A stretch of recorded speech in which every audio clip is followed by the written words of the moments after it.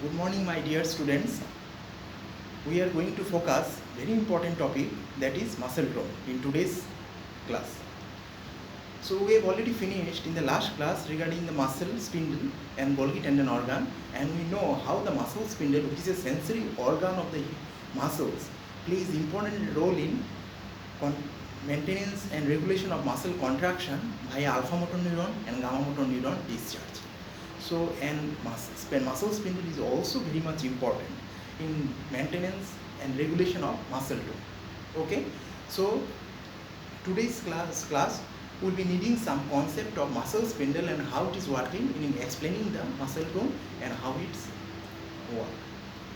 So we'll start with muscle tone. So what is the definition? How will define muscle tone? Muscle tone simply means it is nothing but the partial state of contraction of a muscle at rest.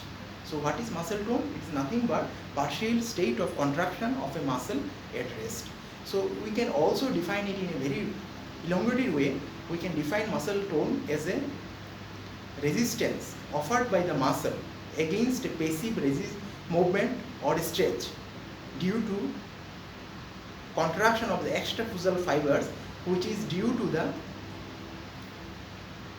discharge, asynchronous discharge of the alpha and gamma motor neurons, or simply motor neurons. So we can define muscle tone also as passive resistance muscles give against movements or stretch, which is due to the contraction of the extrafusal fibers due to asynchronous discharge of the motor neurons.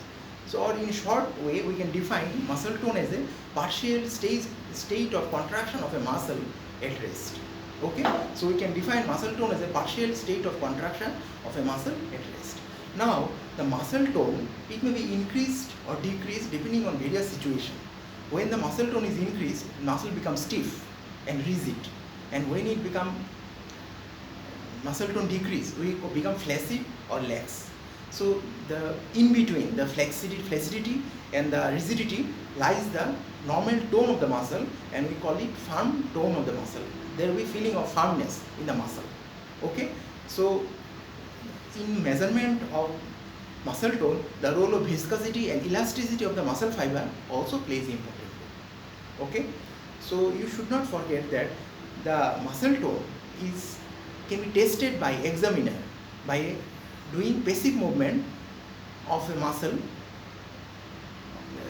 to check we can check the passive resistance by the muscle against a movement.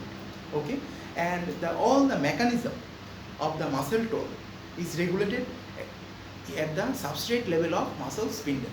All of you know muscle spindle is a sensory organ of the muscle.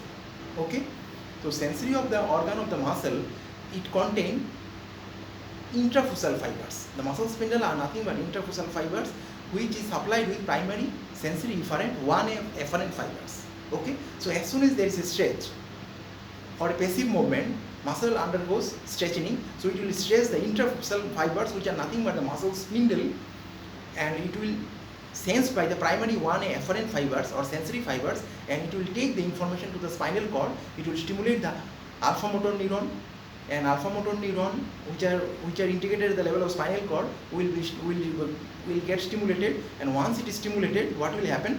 Once it is stimulated, it will stimulate the contraction of the extrafusal fibers. So muscle tone is regulated at the level of muscle spindle.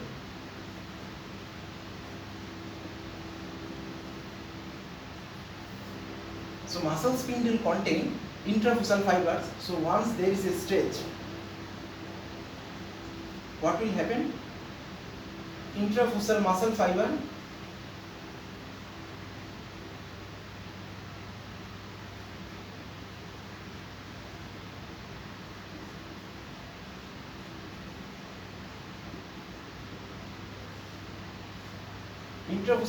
will undergo stretch. Sensory information via 1A muscle fibers carried to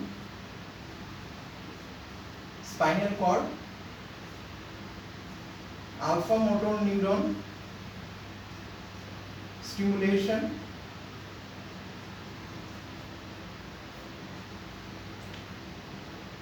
alpha motor neuron will be stimulated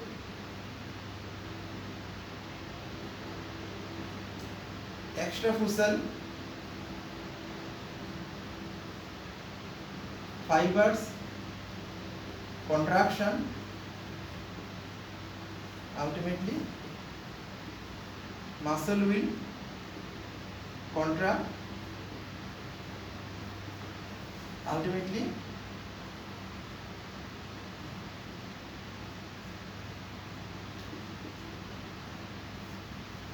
so muscle always in response to a stretch, when a muscle senses a stretch or some stretch, may be external stretch or internal stretch. External stretch is nothing but external stretch because of a when muscle is stimulated by any external stretch stimulus, it will sense, and internal stimulus is because of gamma motor neuron discharge. So a stretch may be external or internal. External is because of external stimulus of stretch, and internal is because of gamma motor neuron discharge. Okay, so you should not forget that muscle spindle contraction response, muscle spindle stretching will leads to maintenance or of the muscle contraction, and which is responsible for development of muscle tone. Now when there is a stretch, it will stimulate the intrafusal muscle fibers undergo stretching, which is nothing but the central part of the muscle. Outside is covered by extrafusal muscle fibers, and intrafusal muscle fibers are nothing but the muscle spindle I will explain in the last class.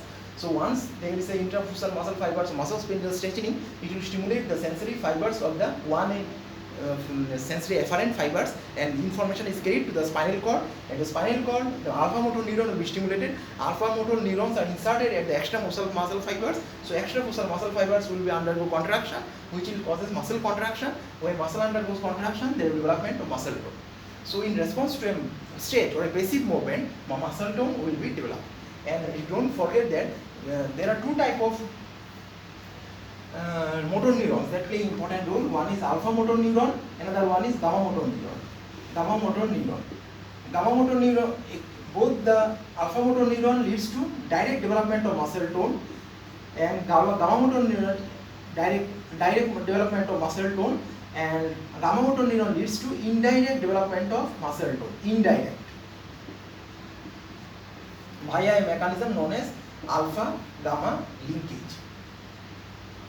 Via a mechanism known as alpha gamma linkage, gamma motor neuron help in the development of muscle tone. Okay, so let's see how gamma motor neuron plays an important role in development of muscle tone. Now once there is a gamma motor neuron discharge, what will happen? Gamma motor neuron supplies the intrafusal muscle fibers, part of the peripheral part of the muscle spindle. So peripheral part contains the contractile part, central part of the muscle spindle contains the non-contractile part.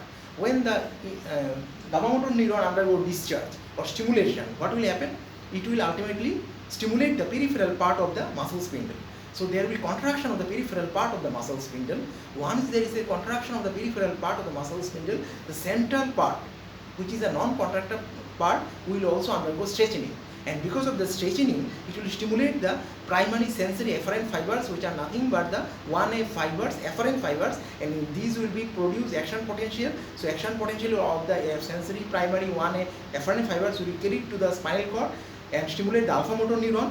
Now alpha motor neurons, once stimulated, which are present on the spinal cord, will ultimately stimulate the extrafusal muscle fibers, because alpha motor neurons supply the extrafusal muscle fibers, which are nothing but the regular muscle fibers, and ultimately leads to contraction of the muscle, and which is developed, and because of that muscle tone will be developed. So we can see that muscle tone is developed or maintained because of the two important action, that is alpha motor neuron and gamma motor neuron.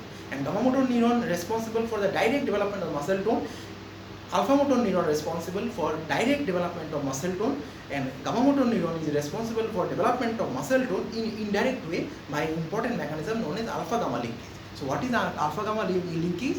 Now alpha gamma linkage means once there is a stimulation of a gamma motor neuron, the extrafusal muscle fibers will be stimulated indirectly, which is responsible for development of muscle tone. So how we see? Now once there is a development of gamma motor neuron discharge, so it will be stimulate the peripheral part of the muscle spindle. So peripheral part of the muscle spindle stimulation means it will contract and cause stretching of the internal part or middle part, leading to the stimulation of the muscle spindle. Muscle spindle, when it is stimulated, it will, the sensory afferent will be carried to the alpha motor neuron at the spinal cord. Alpha motor neuron will be stimulated. It will lead to the contraction of the extramuscular muscle fibers, and muscle tone will develop. So we can see that ultimately, whether it is alpha motor neuron discharge or because of gamma motor neuron discharge, or it is because of external stretch or internal stretch, the main motto of development of the muscle tone is because of alpha motor neuron stimulation, leading to the contraction of extrafossil muscle fibers. So alpha motor neuron stimulation is very much important, and we should not forget the various factors which control the discharge and stimulation of alpha motor neuron, like interneurons, Golgi tendon organs, descending fibers from the cerebrum or brainstem, like pyramidal or extrapyramidal tracts, which are inserted at the level of the alpha motor neuron and the spinal cord, are also controlling the discharge of the alpha motor neuron and responsible for muscle tone control. Can you understand? So there we see how muscle spindle plays important role. If you want to know in detail about the muscle spindle, please follow my last class where I have explained in detail how muscle spindle plays important role in regulation of muscle contraction and muscle tone development. So we can see that muscle spindle is the area, or muscle spindle is the site where muscle tone is controlled or muscle tone is developed. So muscle spindle is connected with two important neurons known as alpha motor neuron and gamma motor neuron. These two neurons, alpha motor neuron and gamma motor neuron, plays very much important role in control of the muscle tone. Okay. Now we try to focus how muscle tone is maintained and how are the role of various structures of the brain, various levels of brain, where spinal cord, like spinal cord, which plays important role in maintenance of the muscle tone. So one of the important stimulus, I told you here, one of the important stimulus that is responsible for development of muscle tone is the stretch. So segmental stretch reflex is very much important. Segmental stretch reflex. So segmental stretch reflex is the first important stretch reflex is the first important factor which is responsible for development of muscle spindle stimulation, and once muscle spindle is stimulated, it will leads to muscle contraction and ultimately leads to development of muscle tone. Okay. Now the muscle spindle activation is based on two important alpha motor neuron and gamma motor neuron.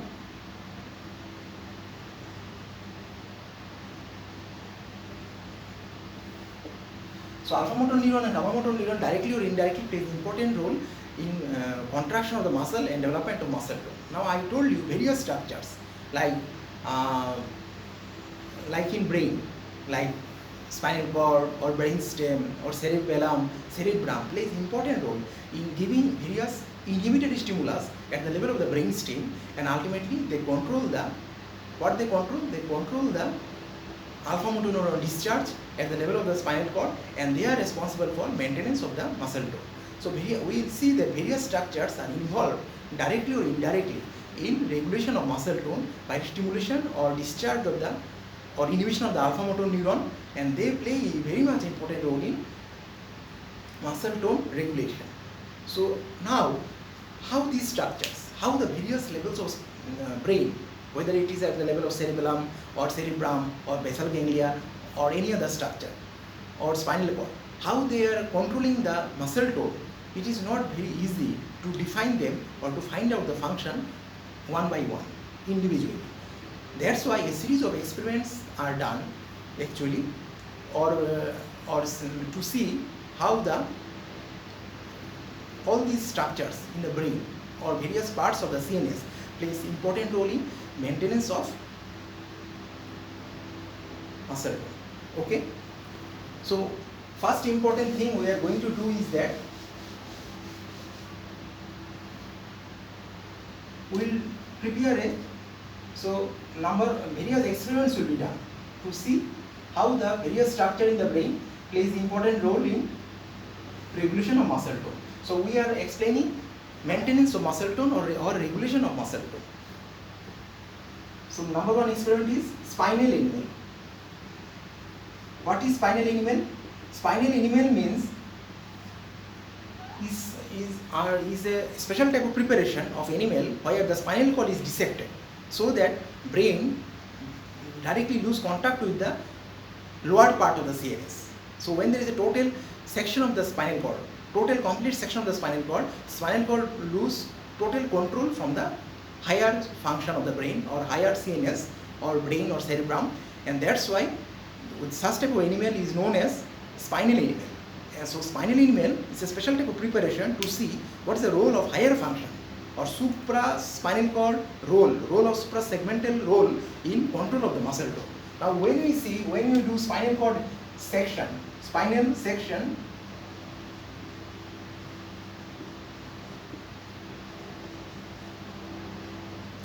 the muscle is supplying by the lower part of the body at the level of the section, muscle tone will increase.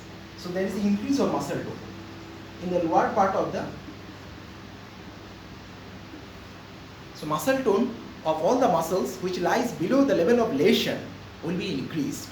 So and the muscle will become rigid. So there will be muscle tone will increase. So what does it inference we can take? So we can take a very important inference that higher function of the CNS giving inhibition of the muscle tone means higher level cerebrum and higher brain, higher side of the brain inhibits the muscle tone. Why? Because as soon as we give total hemisection or total cross section, spinal cord lose control from the higher brain, so brain cannot control it, so automatically the spinal cord become independent. At that time muscle activity of the muscle increases, so there is a hypertonia or rigidity. So we call it rigidity because of spinal animal, and it is because of what is the because? It is because of one exaggerated reflex. When we totally cut the spinal cord, suppose this is the brain and this is the spinal cord. So when you cut this level, at this level, when there is a section at this level, what will happen? This is the brain, this is the spinal cord. So information from the brain cannot reach the spinal cord. The spinal cord become independent. It become independent,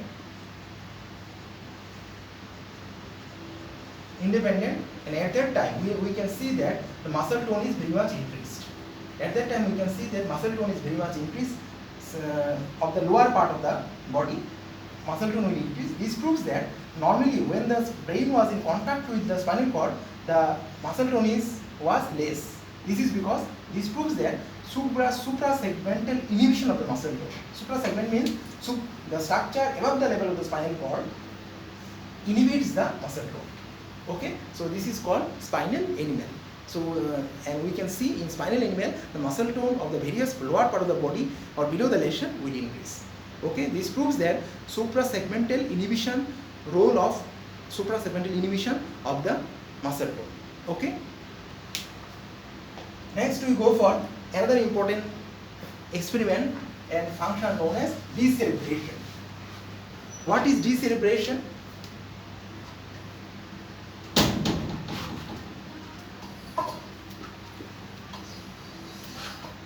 Decerebration. What is decerebration? Decerebration is an experiment or it's a mechanism or phenomena by which there is we will do a lesion between the superior colliculi and inferior colliculi of the brain. So superior colliculi and inferior colliculi of the brain, between these two structures a lesion will be done, and because of that the role of cerebrum, information of the cerebrum cannot go into the spinal cord or at the level of brain stem.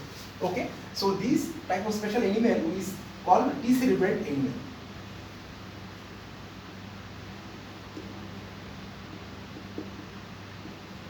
Here dissection is done between superior colliculi and inferior colliculi of the brain, so that cerebrum will lose contact when with the spinal cord. Okay, so what we will see? So we will see that there will be rigidity in all the muscles.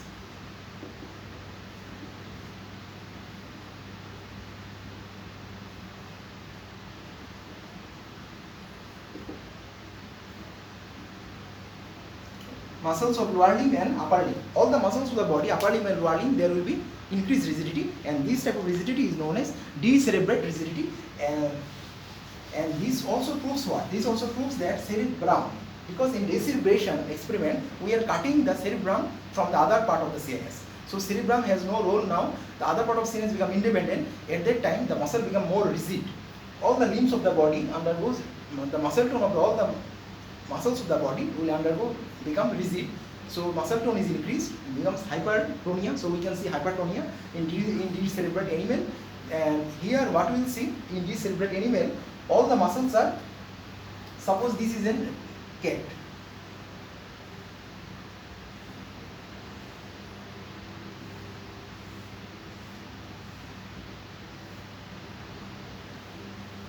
So after the decerebration, we will see such a animal. This is called decerebrate animal.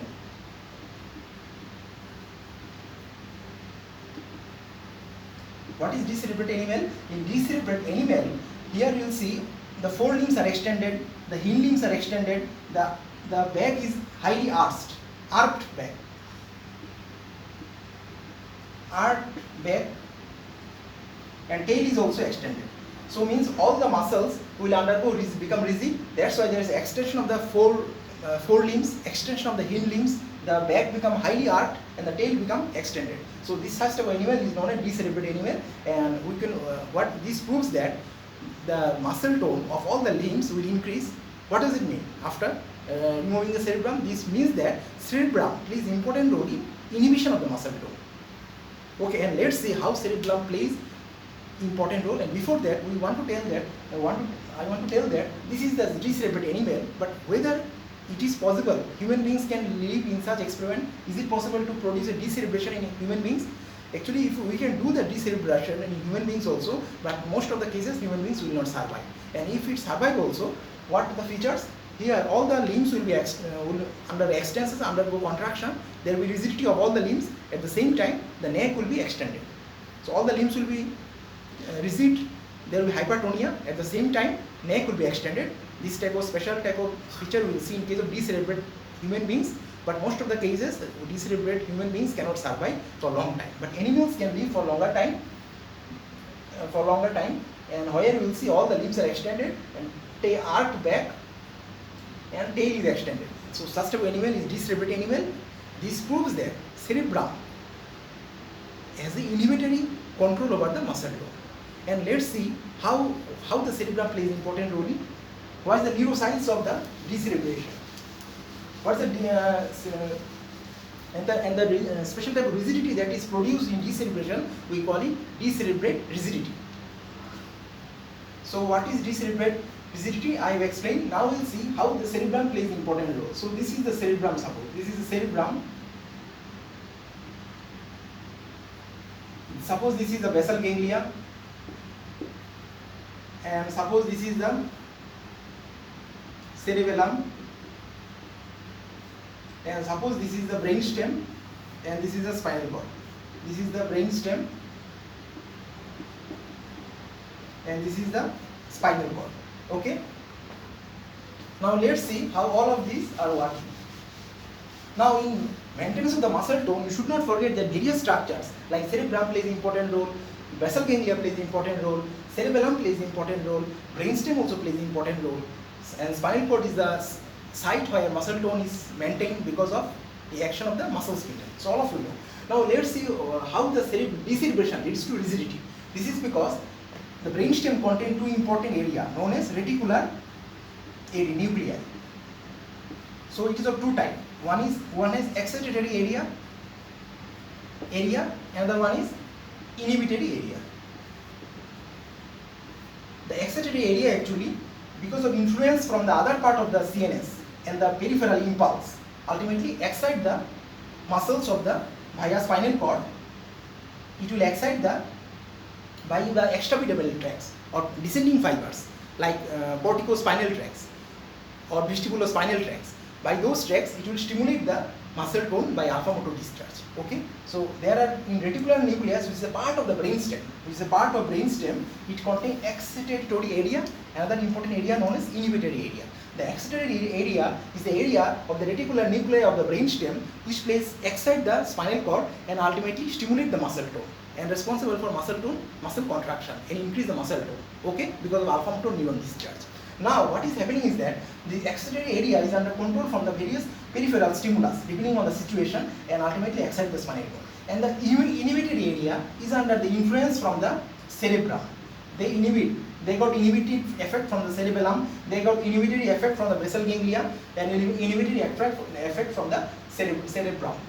So cerebrum, cerebellum, basal ganglia all are ultimately are connected with the inhibitory area of the reticular nuclei of the brainstem and ultimately inhibit this area, and because of this inhibition this area is inhibited, and because of this inhibition of this area the spinal cord will be inhibited and ultimately muscle tone will be decreased. So reticular fibers area nuclei of the brain or reticular fibers of the brainstem plays an important role. Both it has excitatory area and inhibitory area. It can increase the muscle tone or decrease the muscle tone depending on the situation. Now in case of decerebration, what we are doing in decerebration, we are removing the cerebrum and some part of the brain's basal ganglia also. So inhibitory area from the cerebrum and basal ganglia is not reaching the inhibitory area. So what is happening? This excitatory area activity become increased. Of course cerebellum is there, but still cerebellum does not plays its role is less compared to the cerebrum and basal ganglia. So total effect was there on the inhibitory area, but as soon as in decerebration we are removing the cerebrum and basal ganglia, so inhibitory effect from the cerebrum and basal ganglia is not reaching the inhibitory area of the reticular nucleus. So ultimately there is excitatory area action is activity will increase. It will ultimately increase the muscle tone by stimulation of alpha motor neuron. So that's why in decerebration, where the cerebrum and basal ganglia is removed, their inhibitory action on the spinal cord or the brainstem descending fibers is removed, and that's why the excitatory area of the reticular nuclei of the brainstem become activated, and ultimately the spinal cord, the alpha motor neuron discharge will be increased, and that's why you will see decerebrated rigidity in case of this after decerebration or removal of the cerebrum. So one of the important another experiment shows that if you do posterior rhizotomy, I told in the spinal cord class what is posterior rhizotomy. Posterior rhizotomy means here this is a technique where the posterior root of the spinal cord are damaged or removed. So in posterior root rhizotomy, the alpha motor neuron and gamma motor neuron are damaged. There we will see the rigidity will decrease. So after decerebration, in decerebrate animal, if you do posterior rhizotomy, the rigidity will vanish or disappears. This proves that the gamma motor neuron discharge is very much important. Both alpha motor neuron and gamma motor neuron discharge is very much important or responsible for decerebrate rigidity. Can you understand?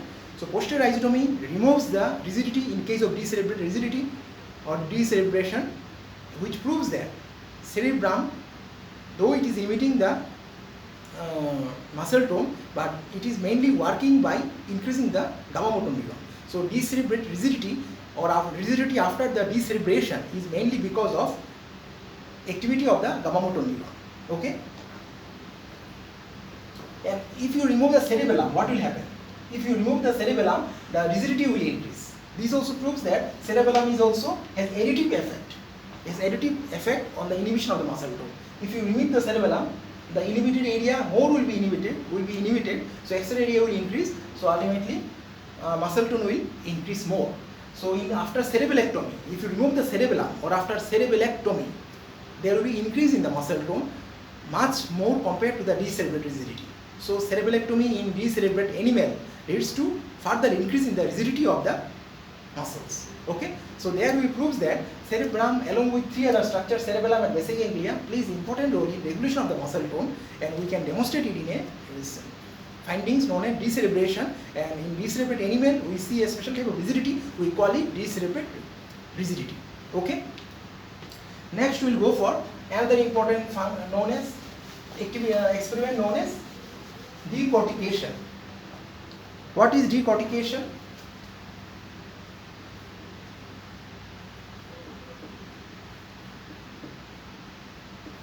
What is decortication? Decortication means here cerebral cortex is removed so that role of the influence of the decortication or removal or activity of the cerebral cortex over the spinal cord is lost.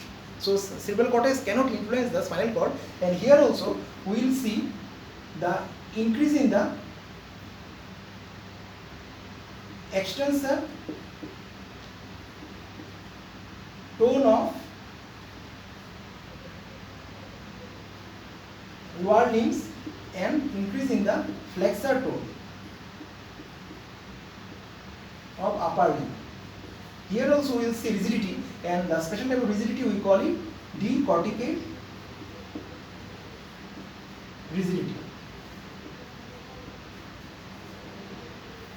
And here there will be increase in the extensor tone of the lower limbs and increase in the flexor tone of the upper limbs. And this type of rigidity we call it decorticate rigidity, which also proves that cerebral cortex has inhibitory control over the muscle tone via descending fibers of the that is ending into the alpha motor neuron and gamma motor neuron. So both alpha motor neuron and gamma motor neuron is also inhibited by a cerebral cortex, and which plays important role in control of the muscle tone, and that's why special type of rigidity we will see, we call it decorticate rigidity. But here you will see there is a difference between the decorticate rigidity and the decerebrate rigidity. In decerebrate rigidity is because of removing the cerebrum, and decorticate rigidity is a rigidity we see because of removal of the cerebral cortex. Can you understand? Which also proves that though cerebral cortex is a part of cerebrum, which proves that cerebral cortex individually also has an inhibitory role on the control of the muscle tone. Okay? And it is both two type of activity. One is increase in the extensor tone of the lower limb and increase in the flexor tone of the upper limb. And this type of procedure is known as decortication, and the special type of rigidity we will see we known as decorticate rigidity. And this also proves that this experiment that cerebral cortex has an inhibitory role over the spinal cord and alpha motor neuron and gamma motor neuron, and has an inhibitory effect on the muscle tone. Okay, so these are the various experiments. Now we will see how the muscle tone is regulated at the various level of the CNS. How muscle tone is regulated at the various level of the CNS. We will see.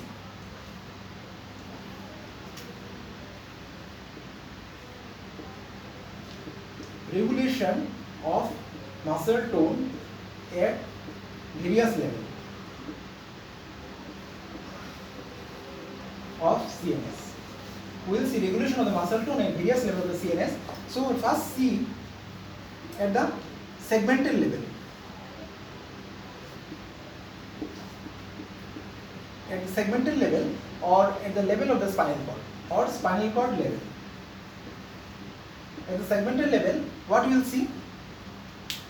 In the segmental level, we will see that there are various factors like stress reflex,